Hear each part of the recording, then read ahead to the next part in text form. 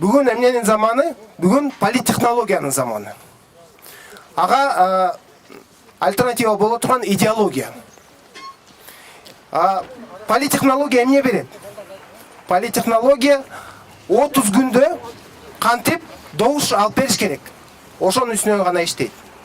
Азыр кандидаттардын баары, партиялардын баары политтехнологдорду иштеп жүрөт. Анткени политтехнологдор аларга үйрөт берет экен. Кантип элдин добушун алыш керек. Идеологду эч ким тап истеген жок. Бир да партия, бир да кандидат истеген жок. Анткени, бирок бизге элге идеология керек.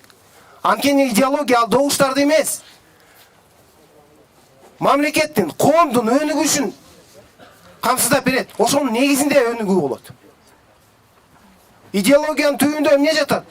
Тарых жатат. Дүйнөлүк тарых. Ошондой эле биздин улуттук тарыхыбыз. Biz 100 yılda kaysı joldu basıp öttük. Akırkı 30 yılda kaysı joldu basıp öttük. Kандай жыйынтыктар чыгыш керек ошо 30 жылдан бери. Аны эч ким көтөргөн жок. Мына быйыл 30 жылдыкты белгиледик. Кана ким айтты? Ушунча саясатчыларыбыз бар. Ким айтты? Ким жыйынтык чыгаралы? Келе талдайлы. Акаевдин убагында эмне болду? Бакиевдин убагында эмне болду? Биз бир күндүк менен көз караш менен жашап калдык. Бул мына баарын айтып атабыз. Баалар өсүп атат, бензин өсүп атат.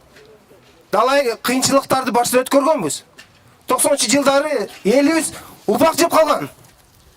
Жаштар билбей калышы мүмкүн, биз эсибизде бар. Ошондой чейин болгон. Ошондо деле чыдаган эл. Бирок үмүт бар болчу. Үмүт. Ишенчи. 30 жыл мурда бизде тажрыйба жок, саясий тажрыйба жок болчу.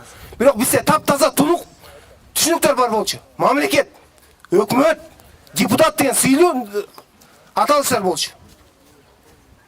Бүгүн тажрыйба көп, таза мындай уялбай, эки ойлуу болбой турган, атала турган сөздөрүбүз калбай калды.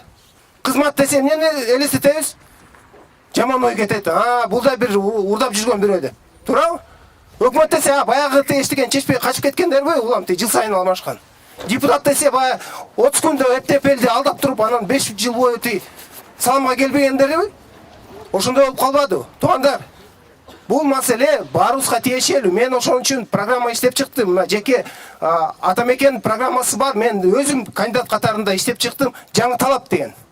Кандидаттан баштап депутаттык мандатты тапшырганга чейин кандай талаптарга жооп бериш керек? Ар бир саясатчы. Бул талапты өзүбүздөн башташыбыз керек. Мен парламенттин аппаратында иштеп 3 сазык менен иштеп калдым. Улам жаңы келген сазык мурдаксан начар болуп келип атат.